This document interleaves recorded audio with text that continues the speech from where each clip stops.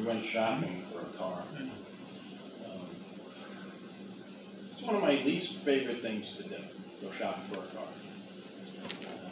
I apologize if there's any salesmen in the room, but I hate going shopping for a car. I think they're just, just saying whatever they can so they can get the sale. So I didn't want to go get a car, but we had to because we adopted Mason and Ariana. They're 3 and 4 now. They're not getting any smaller, they're getting bigger.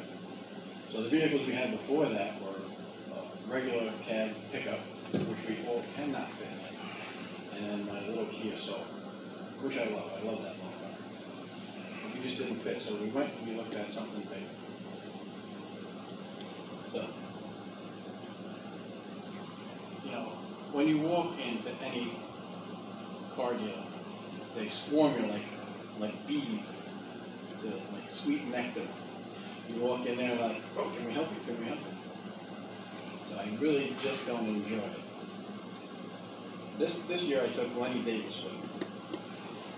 Well, a year and a half ago I took Lenny Davis with me. He got a kick out of it. I come prepared when I'm going to buy a car. I make a list of the dealers that I'm going to go to that particular day, and the cars they have. If they're a decent price and a good car, that's all I have to do. So I go in, and they give me this he's trying to go through a spiel, and I told him, look, you don't have to sell me anything. All you have to do is get me the keys. I'm going to be your easiest salesman. You don't have to sell. I've already done my homework. So, okay. He's still trying to sell me, and I keep telling him, you don't have to do any of this. If you have one of these cars is good for me, I'm going to buy it. Finally, he agrees that he's not going to sell me. He's just going to go get the keys. He brings me out the keys to the Suburban. It's a really good price. Lenny and I walked right over to it before we even went in. Beautiful, spotless. It's cheap though. I'm going to test drive it. That's the first one on my list. But we got in there. Runs beautiful. Pull out of the parking lot. Of course, I burned out because that's how I test my cars. That's how I do it. I'm going to romp on the gas, make sure they got something. And when I hit the gas again to get on the highway, the check engine light starts flashing, and the truck doing like a Bronco-ing bull. And I slowed down, the check engine light would shut off, and it would drive nice and smooth. So I'm like, oh, it was just a hiccup. Hit the gas again real hard, same thing. I'm like, well, I'm not buying this thing. I don't know what was wrong with it, but, $30,000. Shouldn't be doing that. Get off and come back, and the guy's trying to pretend like he didn't know anything was wrong. No, there was nothing wrong with that. I said, well, I have a video of it. Would you like to see? He said, no. We'll put that in service. So that was that. Then he went to a couple of other ones. We were looking at an SUV, had to have three row seating for kids. We looked at a couple of Acadias. Beautiful, beautiful. 2 sunroofs. They have heated and air-conditioned seats now. It's just crazy there. But they were so much more money, and I went with the Traverse, which had way less miles. The Traverse had I think 9,000 miles on it, basically brand new. And it was, $12,000 less than the fancy Acadia. While driving these things, of course, I get to the end of the driveway, I'm getting onto the road, I punch the gas, we burn out. The salesman's like, why do you keep doing that?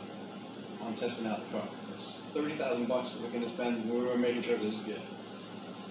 In the Acadia, driving down the road, and I feel, looking around, I'm like, there's no speed bumps, there's no lane, those little lane indicators that you're going off the road, nothing of that. And I went a little closer to the middle lane, and the steering wheel just moving by itself.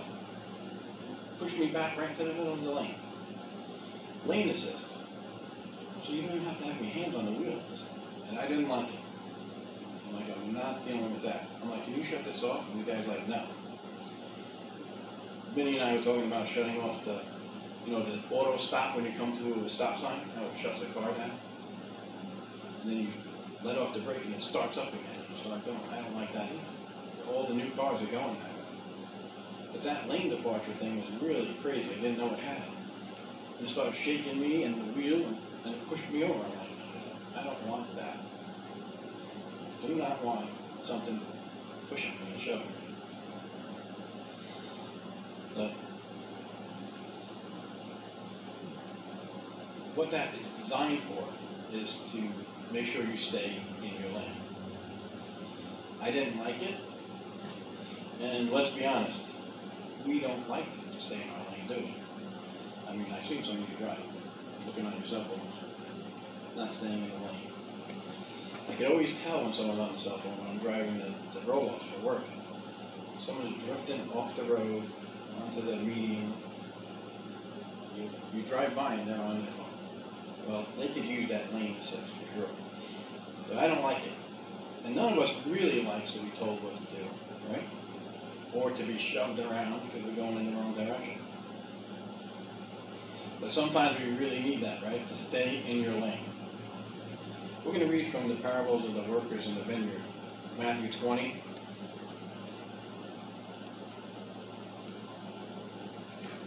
For the kingdom of heaven is like a landowner who went out early in the morning to hire workers for his vineyard. He agreed to pay them a denarius for the day and sent them to the vineyard. About 9 in the morning he went out and saw others standing in the marketplace doing nothing. He told them, "You also go and work in my vineyard, and I will pay you whatever is right." So they went. He went out again at about noon, and also at about 3 in the afternoon, and did the same thing. About 5 in the afternoon, he went out and still found others standing around. He asked them, "Why have you been standing here all day doing nothing?" And they said, "Because no one has hired us." He said to them, "You also go and work in my vineyard." When evening came, the owner of the vineyard said to his foreman, "Call the workers and pay them their wages, beginning with the last ones hired and going on to the first," which I found very interesting. Beginning with the last ones hired and going on to the first. The workers who were hired about 5 in the afternoon came and each received a denarius. So when those who came that were hired first, they expected to receive more. But each of them also received a denarius. When they received it, they began to grumble. Sometimes I grumble. They began to grumble to the landowner. These were hired last, and they worked only about an hour. They said, "And you've made them equal to us who have borne the burden of the work and the heat of the day." But he answered to them, "I am not being unfair to you, friend. Didn't you agree to work for a denarius? Take your pay and go. I want to give the one who was hired last the same as I gave you. Don't I have the right to do what I want to do with my own money?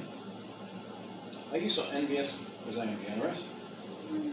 So the last will be first, and the first will be last."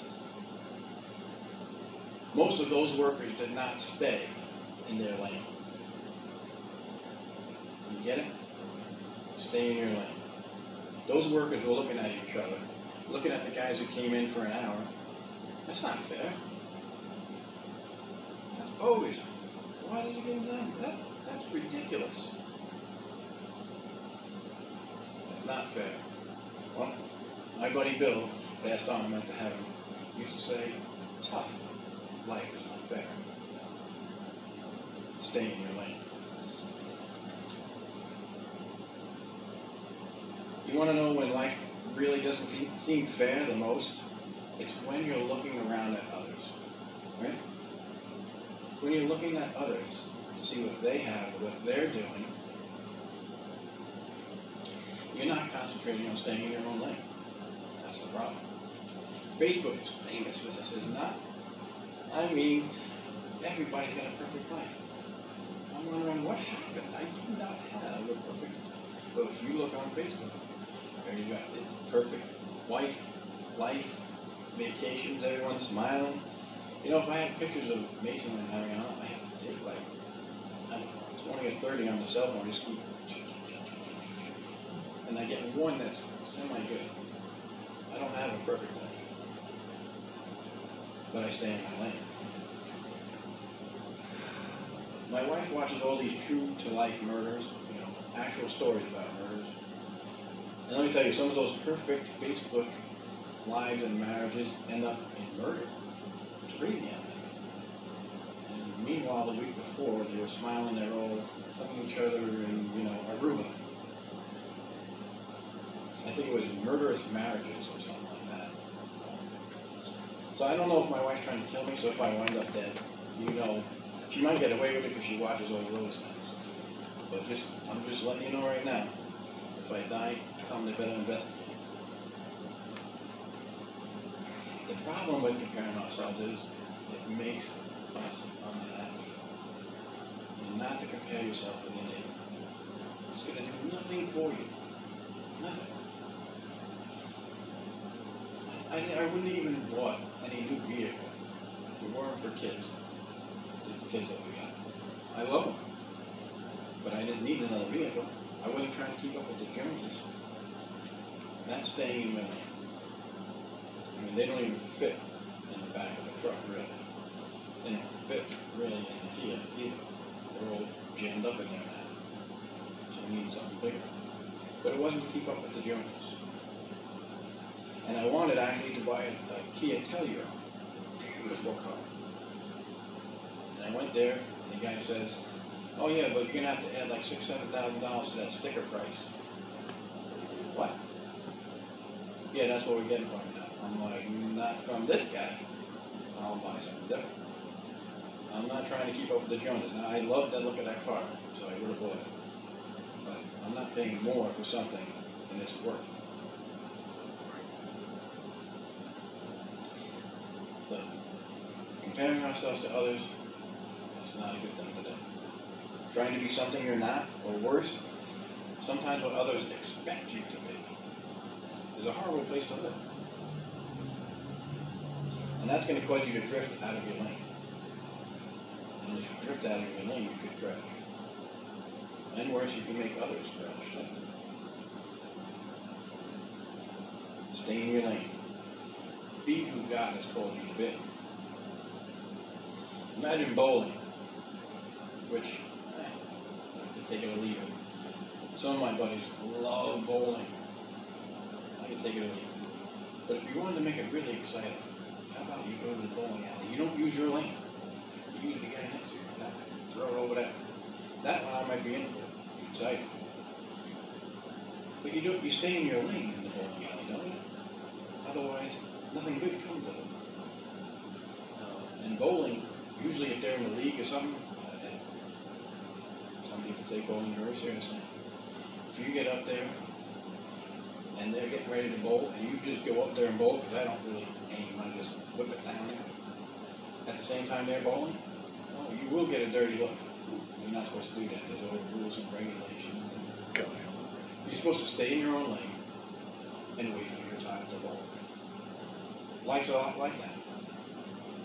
Stop looking at the guy next to you, what he has. You don't have it. Maybe that's not for you. If you don't have it yet, pray about it, you might get it. But maybe that's just not for you. Or how about this? You're driving down, you've probably done this a million times. Driving down the highway, I drive fast, maybe 10 miles an hour over the limit, maybe 15, maybe. But then you have to slow down because you got to pay a toll, right? Especially on the New Jersey Turnpike. We're all doing 55. We're doing 55. 55. Get to the tolls, and there's no rhyme or reason. And there's easy pass only, cash only, both, easy pass, cash, both. And everyone's on the wrong line. And we're all doing this. And then the worst part is you get on the line, you think you're on the right line, you're in the wrong line. Now you gotta get out of there, right? You don't have easy pass, you gotta get out there on the cash line. Now you're in your lines, you're going slow. Some guy up there's got, 120 pennies that he's gotta get rid of. You're looking at the next line, and it's going fast. You're like, I'm gonna get over there, right? Get over there, fight, finally get in there, and then there goes your lane, it's going fast now. That's the problem. We're looking outward. We're looking at a different lane. You think you're going to get ahead. You think that's what you need. You think that's what you want. Just stay in your lane. Life's a lot simpler if you stay in your lane.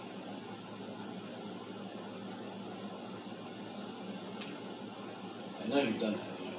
Then you pop back over to the other lane and you're like, now it's stopped again. And you feel like an idiot. I know I have. Simplify your life. Just stay in your lane.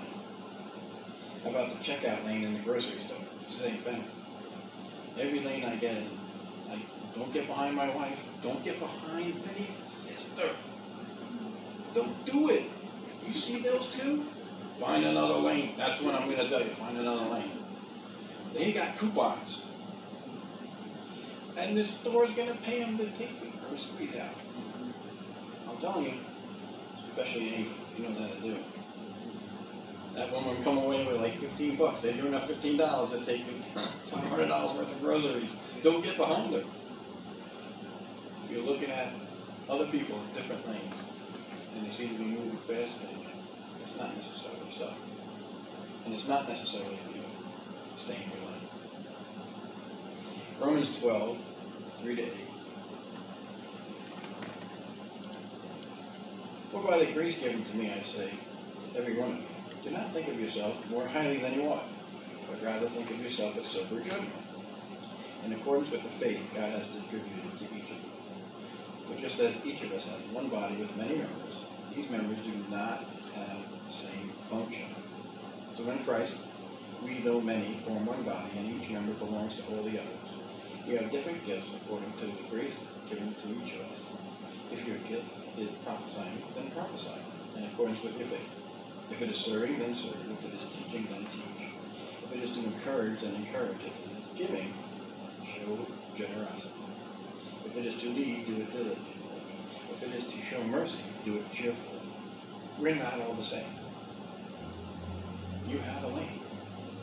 We don't all have the same things. Thank God for that. You don't want two Johns running around. In fact, if there was two of me running around, I probably wouldn't like me. Because I'm too stubborn. I got road rage. I am impatient. My wife's like, oh, I'm glad we have these kids now. I'm so much more patient. I'm like, what? I want to kill them. I have no patience. We're not all the same. You know, some of us think, I'm just a mom. I'm just a garbage man. I'm just this, I'm just that. Well, I'll tell you, going to work affords me a vacation from those little boogers for 8 hours. That's a hard job being a mom. So you're not just a mom. You're in the lane of motherhood, and you are an important part of society.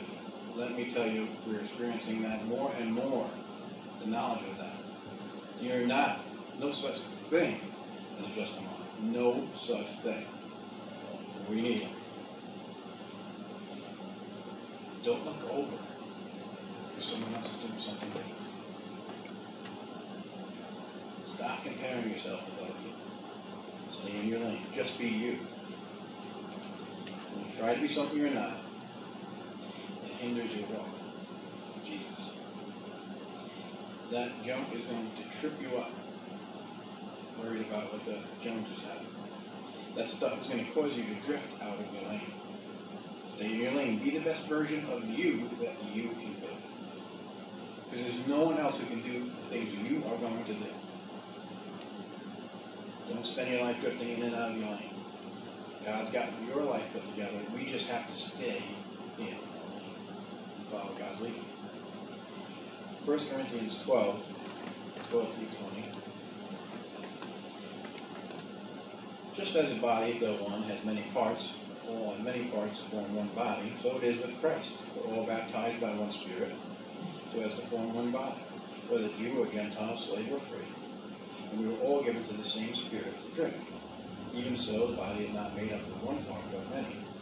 Now, if the foot should say, because I'm not a hand, I don't belong to the body, It would not, for that reason, stop being part of the body. And if an ear would say, because I am not an eye, I do not belong to the body, it would be for that reason to stop being, it wouldn't be for that reason to stop being part of the body. If the whole body were an eye, where would the sense of hearing be? If the whole body were an ear, where would the sense of smell be? But in fact, God has placed the parts of the body, every one of them, just as He wanted them to be. If they were all one part, where would the body be? As it is, there are many parts, but one body. Now this is for church and spiritual things, but it easily translates into our life. You're not all the same. The more I try to work on my car, the more I realize that Vinny's the mechanic, I am not. Because I can't reach, can't get in there. I'm getting old, I can't get up off the ground. He's got a lift. Not that it makes it totally easy, but he's not rolling around on the ground most of the time. We discussed earlier today that I want a dirty mechanic. I want this guy to be dirty up to here when he's fixing my car. I don't want a skinny cook. No. A big old plump cook. He can cook good. I want a dirty mechanic. We are not everything. You are you. God has called you to be you, not anyone else. You're not called to be me. I'm not called to be you. The only one we are called to be like is Jesus Christ. If you want to be like somebody, emulate somebody, emulate Jesus Christ. Just be you. And especially be who you are in Jesus Christ. He has something for us. Stay in your lane. And really, don't you have enough battles to deal with without looking over your shoulder to see what they're doing? I don't know about you. Sometimes I have a hard time going to sleep. So I never sleep the whole night. Never. I have a lot of stuff I worry about. I can't worry about everyone else and what they're doing and what I want. They have it. It's just too much. 1 Corinthians 9, 24 to 27. Do you not know that in a race all the runners run, but only one gets the prize? Run in such a way as to get the prize. Everyone who competes in the games goes into strict training. They do it to get a crown that will not last, but we do it to get a crown that will last forever. Therefore, I do not run like someone aimlessly. I do not fight like a boxer beating the air. No, I strike a blow to my body and make it my slave, that after I have preached to others, I myself may not be disqualified for the prize. Runners have their own lane. It's not that big. And most of them, especially the good ones, rarely ever look over to see what's going on. Some, however, do glance over, and when they do, it has dramatic consequences. I looked this up. I was going to bring in the video, but it's so grainy. It's from 1954. That's it. You might want to look it up. It's pretty cool. It's about these two runners, the fastest guys in the world at that time. August 7th, 1954, the British Empire Commonwealth Games in Vancouver, BC. England's Roger Bannister and Australian John Landy meet for the first time in a 1-mile run. Both men had broken the 4-minute barrier previously that year. Bannister was the first to break it, and then the Australian John Landy beat his time. So John Landy becomes a new record holder. The world watched eagerly as both men approached the starting blocks. There was 35,000 people in their little stadium, and of course, most of them are cheering for John Landy because that's their hometown guy, and he's in his hometown. It was promoted as the Mile of the Century, and it later is known as, when you look it up, you can look up the Miracle Mile. John Landy was kicking butt the whole race. 3/4 of the race. No one had a shot to catch him. 3/4 in. 6-second lead. What does Landy do? He's running now. There's no one around him. It goes like this.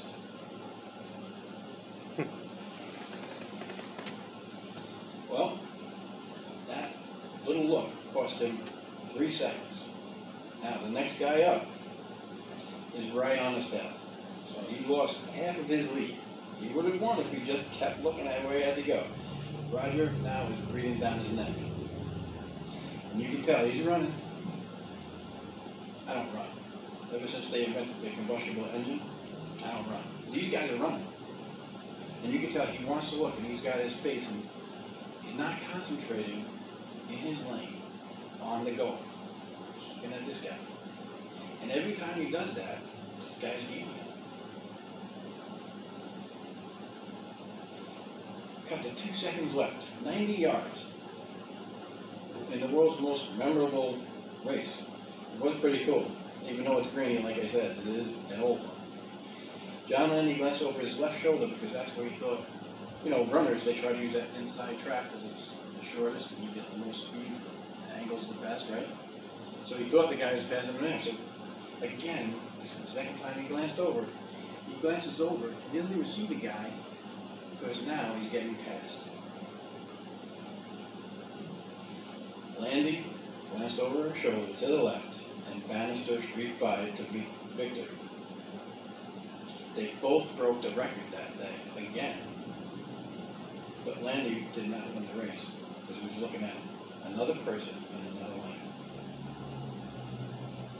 Such exhilarating events are common in sports, but few of them are captured like that. You know, the crowd was getting crazy. Landy was winning. All he had to do was keep his pace, keep his focus, stay in his lane, and he kept looking up. Run in such a way as to get the prize. The prize of life. Well lived in Jesus Christ. Run your own race. Run at your own pace. Very important. Stay in your lane. With driving as well as motorcycling, it's easy to drift from your lane. The reason is simple. If you focus on the wrong thing, if you're looking to the left marker in your lane, you will naturally drift to the right. If you're looking at the shoulder, you're naturally going to drift to the right. I drove a motorcycle so many years, 45 years, maybe even a little more. For years and years and years, I could never make a tight U-turn. It always felt awkward to me, and it didn't feel nice and smooth and tight. And I was watching this other guy do a turn, and I realized that he doesn't really look in front of him right down here and then here where he's going. He's still looking up into the lane where he wants to be. He's making nice tight turns.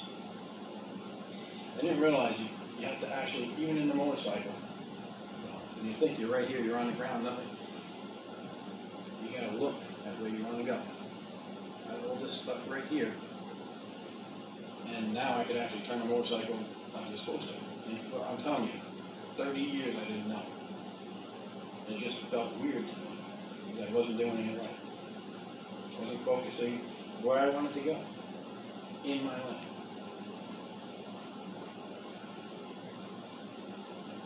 You need to keep your head up. You need to look at where you want to go. Focus solely on God. That alone will help us with our lane position. Philippians 2, 12 and 13. Therefore, my dear friends, you have always obeyed, not only in my presence, but now much more in my absence. Continue to work out your salvation with fear and trembling. For it is God who works in you to will and to act in order to fulfill his good purpose. Live the life that God has planned out for you, not your neighbors. God created you to be you. You're here for just such a time as this. I mean, no one can do what you can do, and no one can influence the people that you can influence. Find joy in who you are and in what God has called you to do. While I might not like the GMC Acadia's lane departure warning system, I certainly need God to do that in my life. I need to stay in my lane. God did not make clones when he made us. We're not clones of one another. Stay out of your neighbor's lane. There's too much traffic there anyway. God made you to be you. You're unique, you are wonderfully made, and you are loved. Be you, no one else. Let's pray. Almighty God, Lord, we thank you and praise you again for your word. We thank you that you know the reason stay in your lane. It's always been around, Lord. You always have told us to stay in your will and to do things that you have called us to do. Lord, we pray that we be able to just go forward for you and to not turn to the left or to the right, or to be undistracted from the world, or to do what you have for us, Lord, that we may stretch, yearn, and race for the prize that you have for us, Lord, in Christ Jesus. Lord, we pray that this upcoming week we may be able to do that and show others Christ, Lord. I pray that it would just be pouring out of us, Lord, spilling over. They may want to know the joy that we have in us. They may ask of you, Lord, and we may point them to you. We pray that in Jesus Christ, our name.